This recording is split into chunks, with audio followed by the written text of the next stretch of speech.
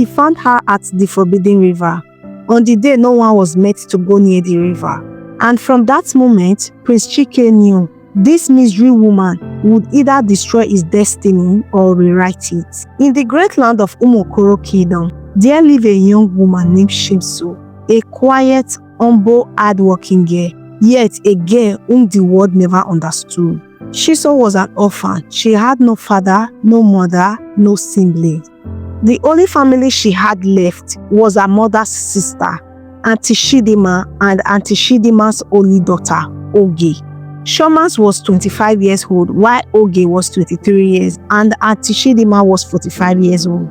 But instead of finding love in that house, she soon found pain, rejection, and bitterness. Every day, she did all the house chores. She swept the compound, she washed the clothes, she cooked the food, and she fetched firewood. She went to the farm alone. She walked long distance to the stream, while Oge sat like a princess doing nothing. Yet, that was not the worst part. What broke Shiso's heart the most was the name her auntie gave her. Because Auntie Chidima never called her Shiso. She never said, Shimso, come here. No. Every time she called her, she shouted, you this cursed child, come here. Cursed child, don't touch my cup. Cursed child, go and fetch water for me. Cursed child, go and wash my clothes. Cursed child, don't sit near me. Cursed child, don't eat too much food in this house. And Oge followed her mother's footsteps. Oge also called her cursed child, useless girl, you brought misfortune into this family. Shimso would go into the backyard sometimes, sit on the stone and cry quietly, because deep inside, one question never left her mind. Why do they hate me so much? Why does my auntie call me a cursed child? What did I ever do wrong? But no one ever answered. No one ever explained. The truth was kept hidden, like a secret buried under the earth, and that truth would later shake the kingdom. One evening, after another day of insult and labor, Shimso finally gathered courage and asked her auntie softly, Auntie, why do you always call me cursed child? What did I do to you? Why do you hate me this much? But instead of answering, Auntie Chidima's eye turned cold. Her voice became sharp, filled with bitterness. Don't ever ask me that question again, you this cursed child. And I will never forget what you did to my family. And she walked away, leaving Shiso in confusion. Because the reason Auntie Chidima called her a cursed child would shock the world. One day, an elderly woman in the village finally revealed the truth. And the truth was heartbreaking. On the day Shimso was born, her father had gone to climb a tall palm tree. Just as the newborn cry filled the air, her father slipped, fell, and died on the spot. The same day Shimso opened her eye to life, her father closes forever. And villagers whisper, this child's birth carries death. Years passed. Her mother struggled alone to raise her. She loved Shimso deeply. She protected her. She worked hard for her. But when Shimso turned 8 years old, on the very day she completed 8, her mother died mysteriously. No sign, no sickness, no explanation. Life disappeared from her just like that. And the village murmured again, death follows this child. And because of that, Shimso was taken to live with her only surviving relative, her mother's sister, Auntie Chidima. But instead of compassion, Auntie Chidima's heart filled with hatred. She believed Shimso was the reason for her sister's death. She believed Shimso was responsible for every sorrow. To her, Shimso was not family. She was a cursed shadow in human form, and so she never treated her like family, like blood. She treated her like a burden that must suffer, and from that day, Shimso's life became a journey of pain. But what Auntie Chidima never knew, what Oge never imagined, was that the girl they rejected, the girl they insulted, the girl they called cursed child, was a destiny child. A child choosing for something greater, something only time will reveal, because destiny does not ask permission before it walks into someone's life. And fate was already moving step by step, leading Shimso towards the day she would meet him, the day she would meet Prince Chike at the Forbidden River, on the day no one was meant to go there, a day that would change not only her life, but the destiny of the entire kingdom. Would she destroy the prince, or would she rewrite his destiny forever? One afternoon, the sky was calm, the wind was quiet, and the village felt strangely still. Shimso was inside the compound washing clothes when suddenly Auntie Chidima's harsh voice echoed. You this cursed child, come here." Shimso dropped the bowl, wiped her wet hand, and rushed out immediately. She stood before her auntie with fears in her eyes.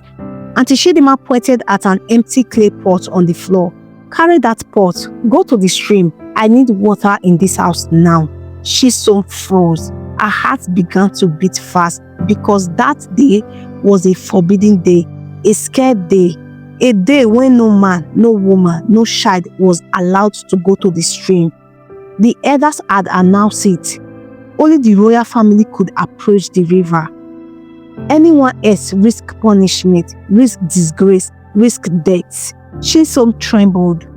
Tears filled her eyes. She knelt on the ground, both hands on the floor. Her voice was shaking. "Please, auntie, I beg you. Today is a forbidden day. Nobody is allowed to go there. Please, auntie, please, let me go tomorrow. I don't want to break the law. I don't want to die. I don't want to get into trouble," she begged. But instead of pity, Auntie Chidima's heart became harder. She folded her hands and hissed, "Will you stand up from there and do what I ask you to do? Who are you to refuse me? Are you not a cursed child? If anything happens, it is in your destiny." Shimso cried even harder. She bowed. She lay flat on the ground, begging, pleading, shaking. But her auntie refused. Oge stood nearby, watching with cold satisfaction in her eyes. They wanted her gone. They wanted her punished. They wanted her destroyed.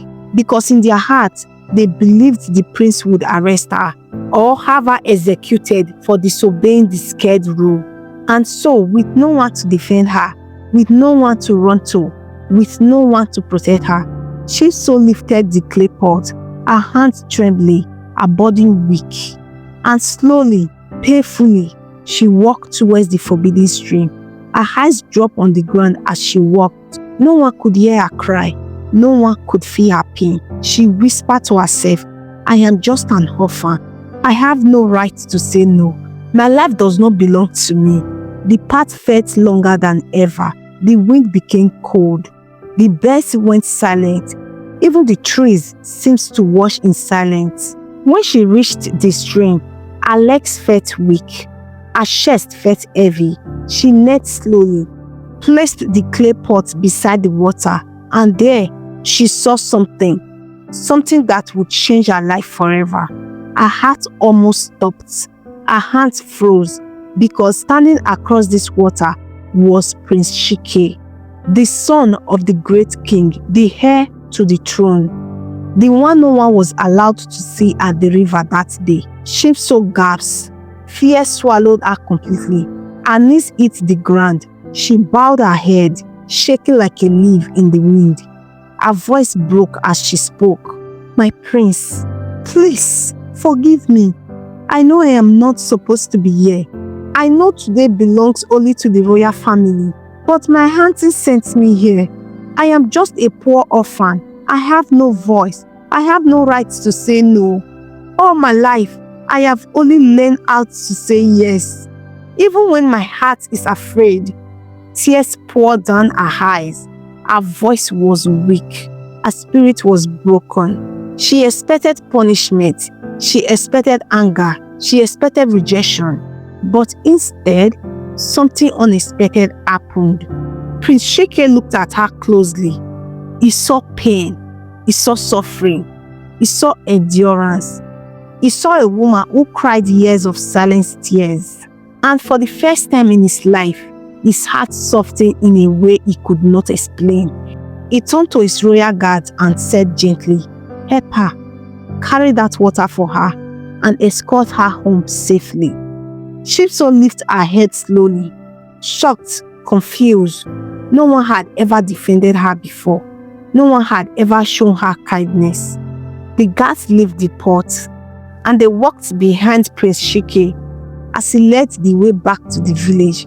When they reached the compound, Auntie Chidima and Oge stood frozen, their eyes widening in fear and disbelief.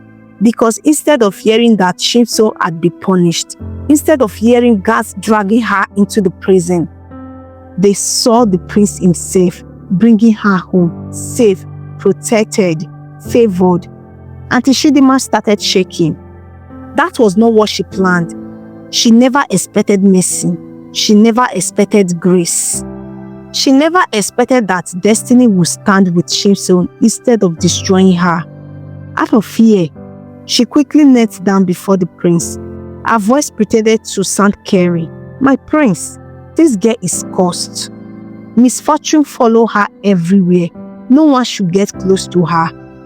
But Prince Chike did not listen.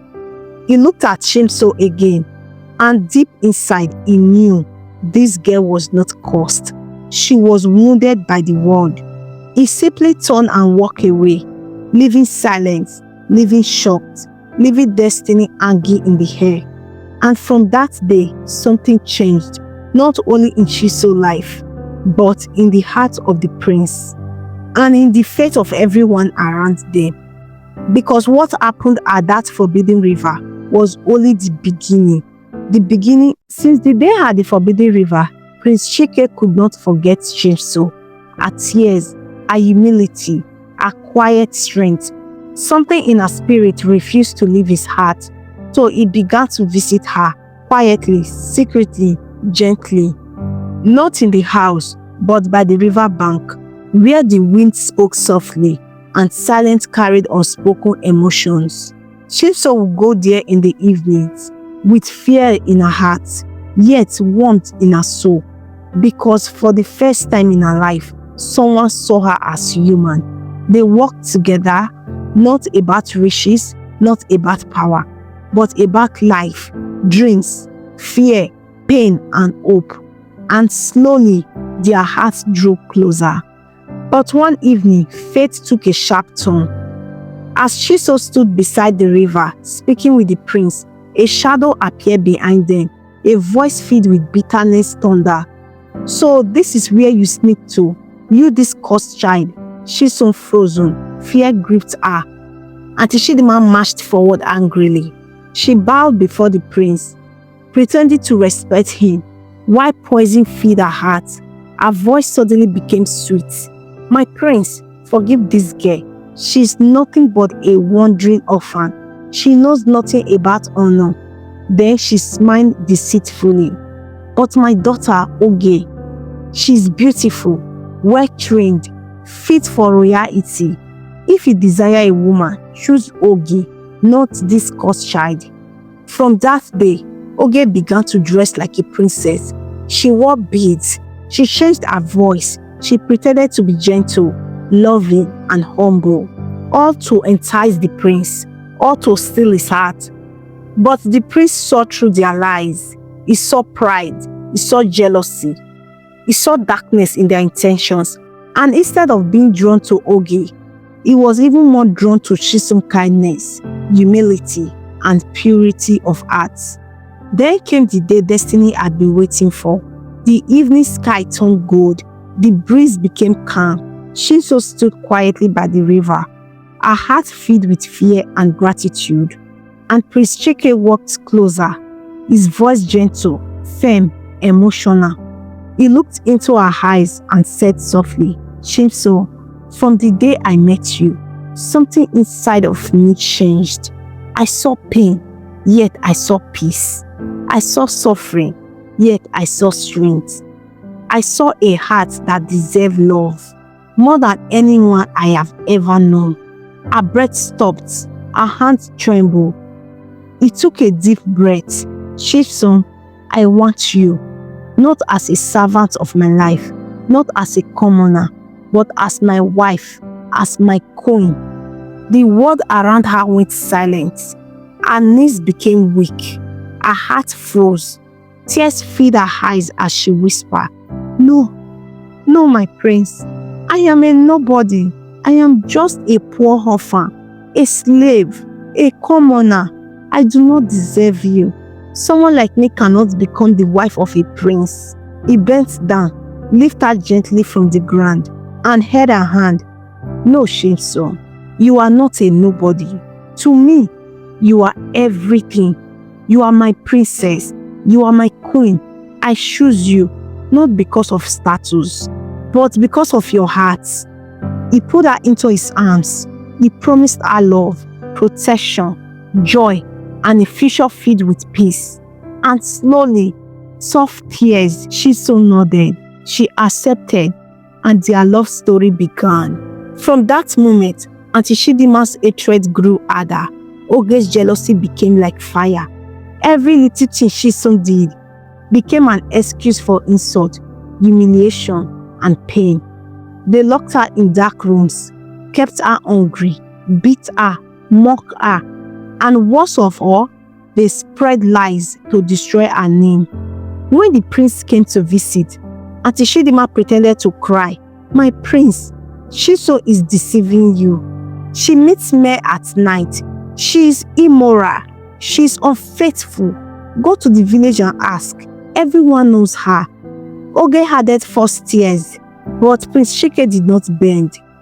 He saw their envy. He felt their evil. He understood their deception. His heart did not shake. His love did not fall. His decision remained strong. No one will turn my heart away from Shinso. And when they locked Shinso's doors and lied that she ran away with another man, the prince found her. He uncovered the truth, and his love grew even deeper. As time passed and the moment came, the prince stood before the kingdom, before elders, before the people, before heavens, and declared, "Today, I take Shinso as my wife." The kingdom rejoiced. The same girl they called cursed child became Princess Shinso, the queen of the kingdom. Auntie Chidima fell to the ground in tears. Her voice broke in regret. "Shinso, please, forgive me. I was blinded by anger. I believed you killed my sister. I allowed hatred to rule my heart. Please, my daughter, forgive me." Oge cried beside her mother, ashamed, broken, humbled.